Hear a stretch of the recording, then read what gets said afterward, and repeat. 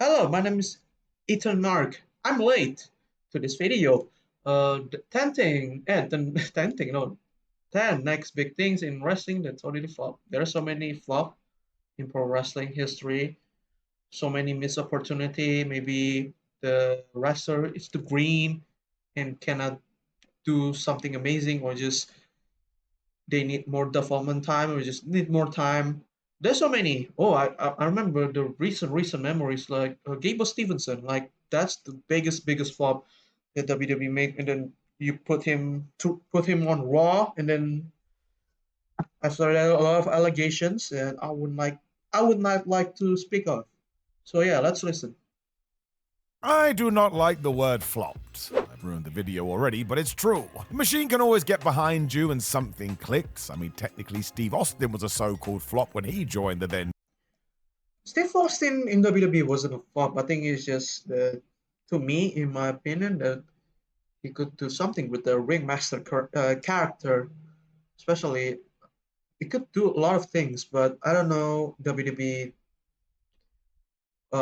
put him with Katibiasi was a good idea. I don't know. It could work, but it didn't click. Maybe I don't know. But I thought it was a great thing. Put him with a legend, but we know that Austin could talk because in WCW he could talk, especially yeah. To me, it's not a flop. The ringmaster character didn't flop. To me, in my eyes, no. WWF. I think that turned out alright. Yeah, So let us just alright. switch it to those who are still waiting to find their wings, even Yeah, this one sucks. I think. Let's listen. I don't want to yap a lot. Let's listen. after WWE tried. I believe in you, though, damn it. I am Simon Miller, and let's go. Number 10, Austin Theory. I mean, you can hear me talk about this on my ups and downs reviews. We just need to treat Austin Theory a little bit differently. I get that he's easy to hate because he's a looker and carved out of stone, but do you remember what he did on NXT? Yeah, I don't remember a lot in NXT, especially with Austin, but I think he's doing all right.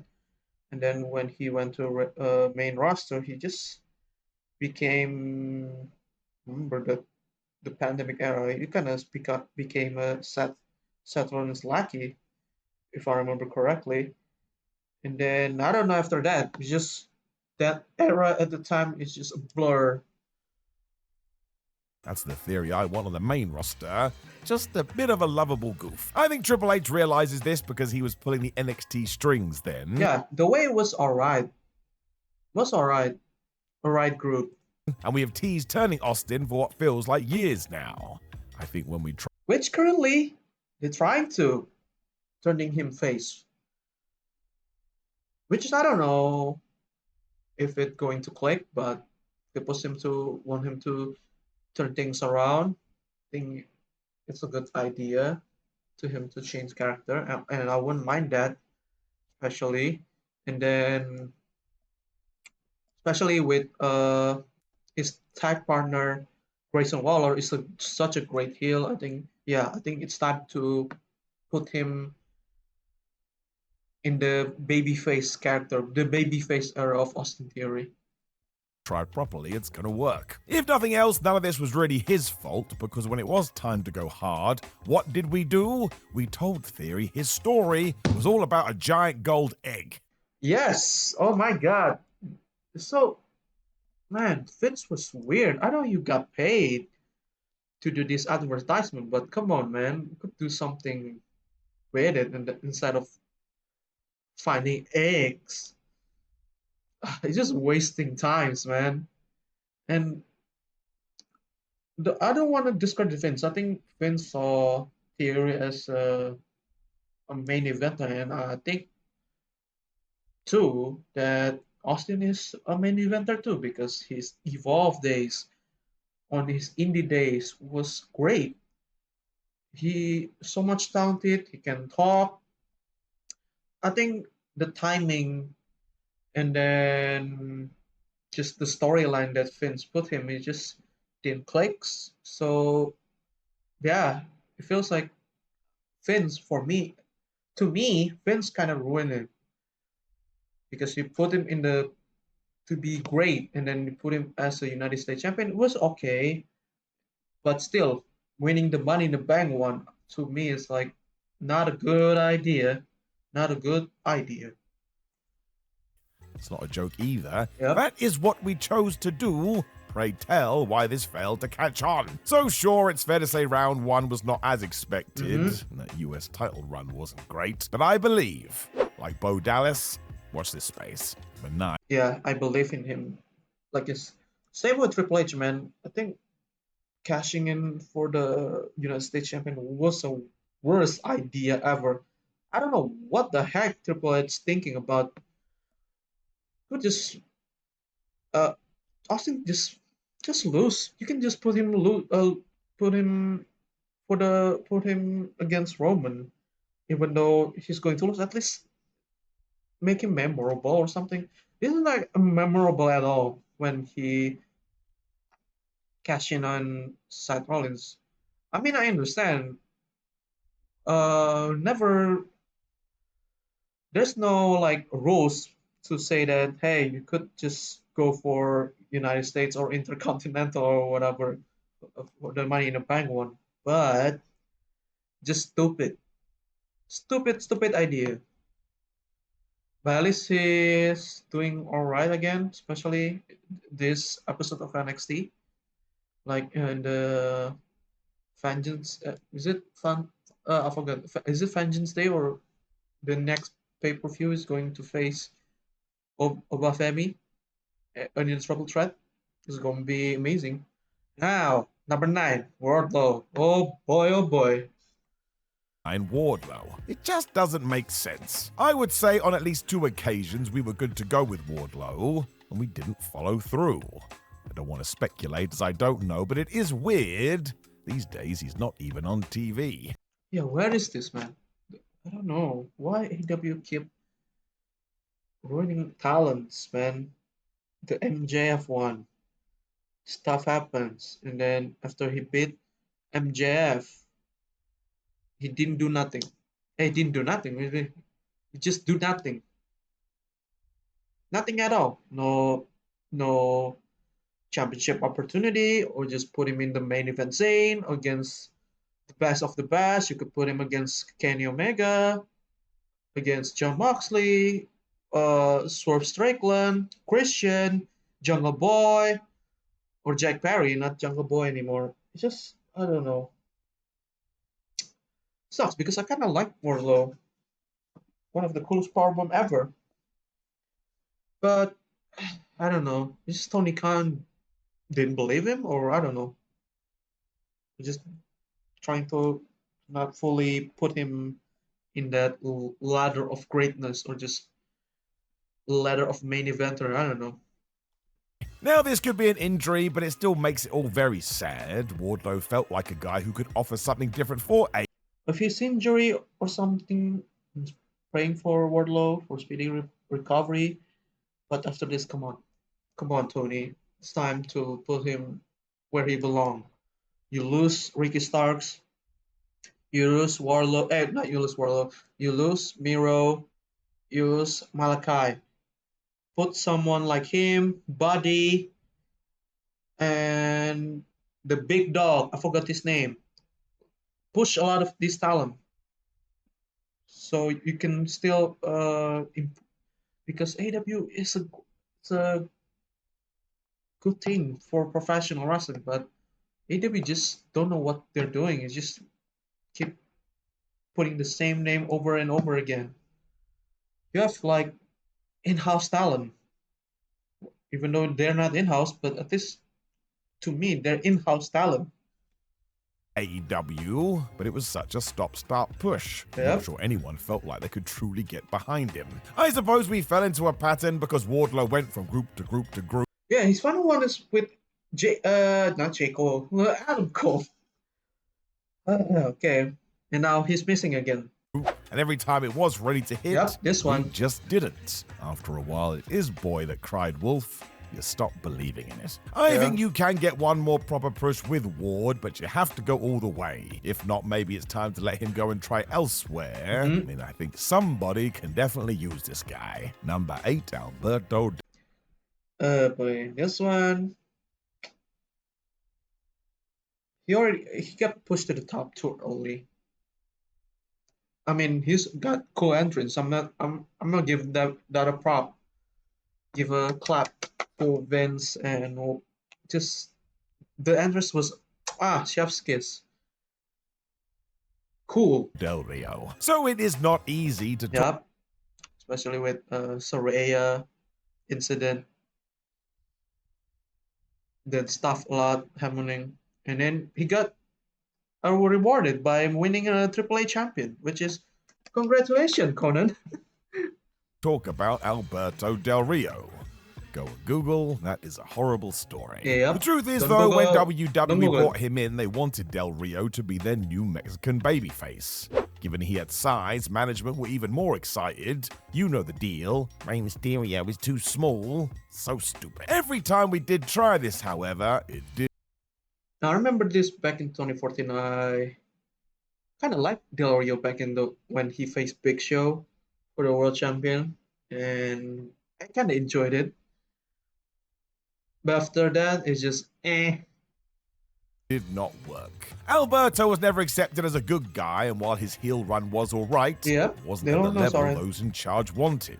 Then we got rid of Ricardo Rodriguez, which was an integral part of Yeah, winning 2011 Royal Rumble was a freaking bad idea, buddy. the act. We did it all wrong. Del Rio was also the dude that used his money in the bank briefcase to stop CM Punk's title reign in 2011. Yep. That was really dumb. Nobody should have done that. The less said about we, the people, the better, and yeah. WWE honestly thought Alberto would be a WrestleMania main eventer. Nope. He was not. Number 7, Sin Oh yes, Sin Cara. My God, my God. Especially with the lighting. Oh boy, that was suck. Cara. So it always sounds like there was some political warfare when it came to the debut of Sin Cara. He was touted as Triple H's first major signing as he took over his talent relations role. Maybe, just maybe, Vince McMahon wanted to make his life more difficult. Sin Cara himself allegedly didn't help as he walked around backstage like a star. You know how that goes in wrestling. You just irk others and put a target on your back. It then got worse because At least he doing amazing in CMLL. be it nerves or whatever, Sin made one too many mistakes in the ring. Even on his first match, he tripped during his entrance. WWE has always been notorious for holding that against you if other factors are at play. There were attempts to sort this in the sense the former Mystico was teamed with Rey Mysterio for a while, which I assume was meant to be a passing of the torch moment. But before long, they cut their losses, got rid of Mystico, and put Hunico in his place. Yeah. Don't worry about Mystico though, because Yeah, he did he's doing fine. He went back to amazing. Mexico and continued to be a megastar. Yep. Number 6, Nathan Jones. Yeah, Nathan Jones. Oh my God, it's too green. He's too green. Too much, too soon. Yep. That is the story here. You can find this narrative constantly throughout the years too, so it's amazing Vince McMahon didn't learn. Just because somebody is massive doesn't mean they need to be on the main roster instantly. The rumors have always said management would try and hijack dudes from the boss because they knew what would happen otherwise. I suppose Nathan Jones was just too gargantuan. Vince saw the 8x10s and here came the big push. The issue was Jones wasn't ready to be on the main roster and even the powers that be figured that one out. WrestleMania 19's proposed tag team match of The Undertaker and Nathan saw It became a handicap match. Jones get pulled at the last minute, and for a good while all he did was run-ins. Soon the big Australian fell out with the travel schedule too, and I would assume when you can feel the tide turning, you just check out. That's exactly what happened. With more time, who knows what the story would be today, although if you do care, Nathan Jones went on to have a pretty decent career in Hollywood. Yeah, doing That's alright not in too Hollywood. shabby. Number Hollywood. 5, Ronda Rousey. No For Ronda, man, she talked too much. She just talk crap about the business, whether it's on like kayfabe or something. Still, people don't like that, especially when WWE is like have most loyal fans, even though they are toxic. At least they know whether the wrestler is being sincere or not. Like Ronda, man, when she talked too much, describing the business, talking shit about the business. People know that the WrestleMania match, people really, really respect her. It was WrestleMania 34 in New Orleans with the special tag match with Kurt Angle. That match was banging, like one of the best matches in that Ross on that WrestleMania. And then things happen, I guess. I don't know. And then she returned to WWE, and still people didn't like her. Didn't like her. I guess she should just stay outside of WWE, if I'm being honest. I would say the jury is still out on this one. It all depends how you look at it. Ronda herself has talked about how she would have preferred the Logan Paul treatment when it came to her matches. No, if you don't talk shit about WWE, you could have been doing the Logan Paul treatment. You probably get that Logan Paul treatment, but you talk shit. You disrespect a lot of the talent there. Even though Logan Paul is a piece of shit and a shitty human being, at least he respect the sport, and she doesn't. So yeah, In the sense she would be allowed to rehearse beforehand. The difference was Rousey was basically a full-timer for a while, and there's no Yeah. time for a run-through when you're on the road making towns. It's why the super pros called it in the ring when they had to. It's a very demanding industry. Her first run was pretty good, and Yeah. that Mania debut was awesome. Fucking Even the awesome. weird Becky Lynch, Charlotte Flair triple threat was fine. Yeah. We just There's a overcooked the botch. pudding, and the finish didn't work. Yeah. It was when Ronda returned for round 2 that it never really re-clicked. Yes. Rousey pitched idea after idea to those in charge who clearly saw things differently. Therefore, the on-screen fallout felt off. I mean, just And then the Royal Rumble one was, oh my god, I don't know what Triple H was thinking too. One of the worst Rumble in history of WWE. One of the worst because there's no surprise. The surprise is there, but instantly winning. Got that Charlotte Flair treatment. go and listen to any Ronda interview about this. She was not happy. I still think she brought new eyes to the WWE. Yeah, the pointing sign. A lot of pointing. For the pointing sign was the shit. So you can't say it was a total bust. Just feels like she needed to be approached in a certain way, and that didn't happen, which I kinda get. She wasn't an experienced wrestler with years of reps under her belt. There's also Yeah. the whole should she have been a good guy or should she have been a bad guy discussion. What a wild time this was. And before Jack Swagger. Yeah, Jack Swagger. He's not ready, and then push him to winning the Money in the Bank in WrestleMania 26. WWE must have done something right with Jack Swagger. I remember it should be Kofi winning those, and then things happen, I guess, because of the Randy Orton incident. I love the guy. This was way back in Or you could 2011 put when I was Shelton. already doing wrestling podcasts. I would get behind him every single week. Yep. He was slightly goofy, but it worked. Swagger made himself stand out. The problem was after he won the Money in the Bank briefcase at Mania 26 and cashed it in to become the world champion, he was never actually pushed like a world champion. Yep. Just losing, and then I don't know, just Finn's weird booking. That old chestnut. Instead, like many before him, Jack was given what was considered the secondary major title, and therefore lost this allure. Yep. If you want fans to believe in somebody as the guy, you have to treat them like the guy. That's basic mathematics. We've already mentioned the We the People stuff, as Swagger was caught up in that too. Yeah, Just in case you didn't. Kind of get a little over it. People like it. I don't know. Miss it was not good. Jim Ross Yeah, was even though certainly it wasn't somebody good. high on this man, but yeah, he only had an okay run in WWE, and there really was a time when it felt like we were going to make a proper go at it. We And did. then, yeah, Number but 3, Mr. Kennedy. Oh, Mr. Kennedy. I think injury kind of ruined the potential, and then his injury and then injuring one of the top talent kind of ruined this man. Kennedy. Sorry. So this one was good to go. Not only was Ken Kennedy going to get the push, but everybody was behind this. He could work, he could talk, he was over. Let's get it on. Vince McMahon was impressed too and got the Money in the Bank briefcase on. Yes. Winning this. And then the injury one. He never... I don't kind of forgot the story. He got diagnosed. He said he's got injury, but should take 2 weeks or 3 weeks to recover. And then WWE just said, nope, you gotta lose that briefcase. And then to Edge. Yeah, it sucks. On him, and at one point he was going to be Vince's son.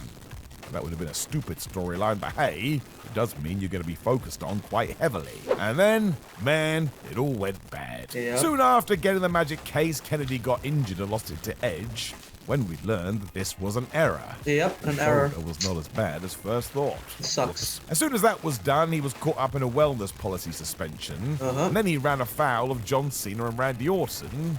Apparently they thought he was unsafe in the ring. This was 2009, and I suppose a telling off. Yeah, the Lakers versus Denver. From the main eventers was enough for WWE to change their mind, and Kenneth was let go.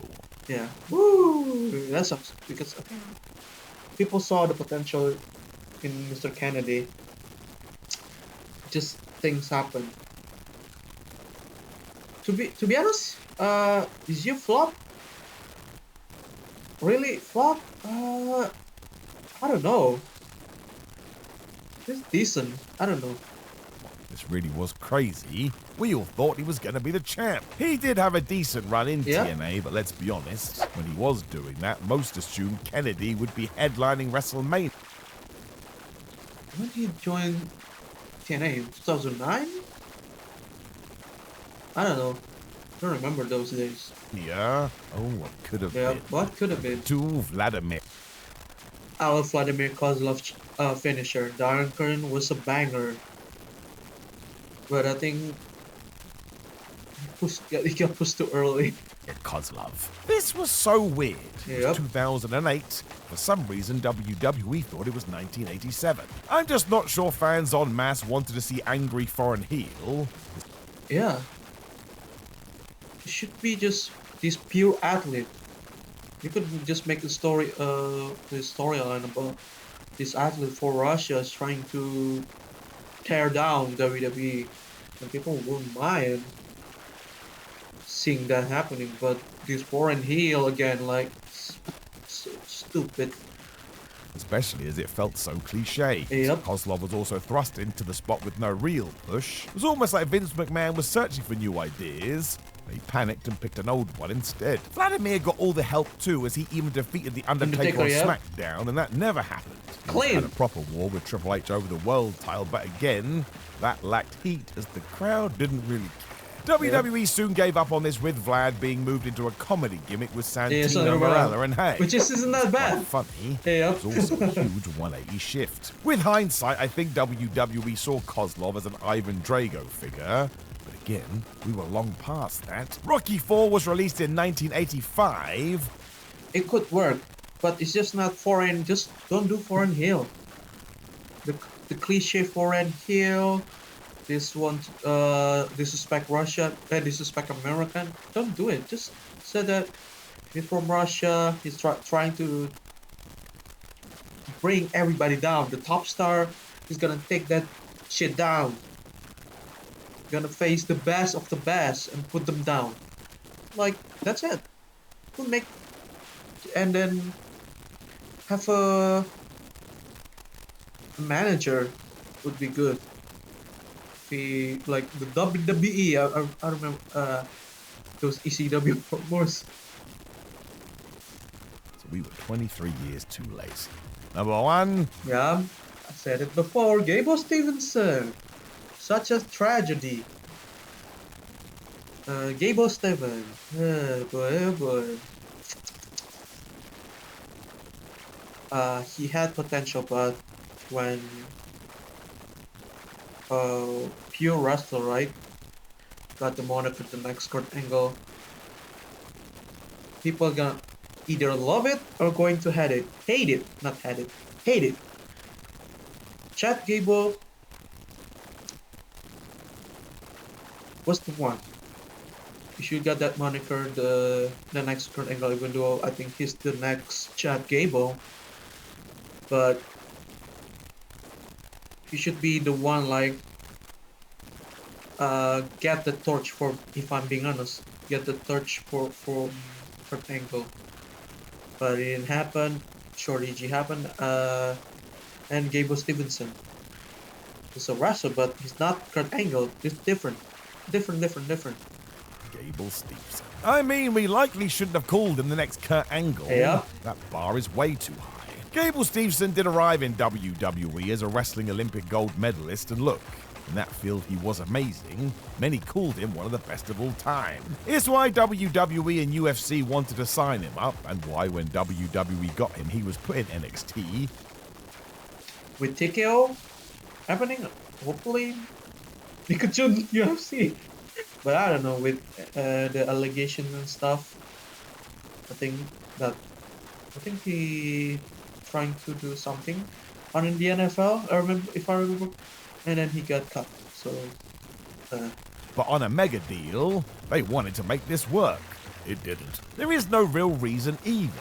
You want to bring Angle back into the mix. He wasn't the greatest rookie ever just because of what he could do inside. One in a million.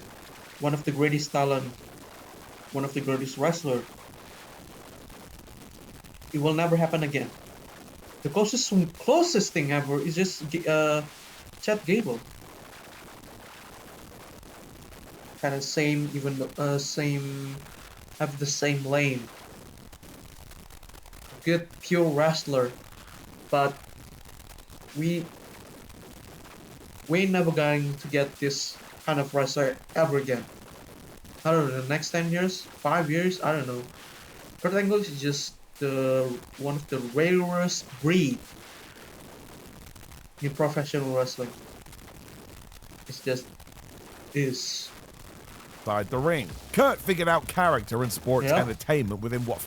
I don't know how he do it, man. Just click like that. He funny, just talented wrestler, just good. He good at promo too. It's just everything. He's already full package. Felt like a week. That's why he rose so quickly. It never seemed like Gable had the same light bulb moment, plus his work didn't have the same personality as Angle's. Again, we should not have made this comparison. Before he even Again, the closest one is Chad Gable. Made it to the main roster, he was let go, and the word was Stevenson just didn't get it. Which is fine, I understand. Pro wrestling isn't for everyone. That's the whole point. Knowing other wrestlers that got a big push and it didn't. Hey, that's him. The closest thing that we're going to get as the closest thing of Kurt Angle is Chad Gable. That's it. Okay, thank you so much. Please subscribe.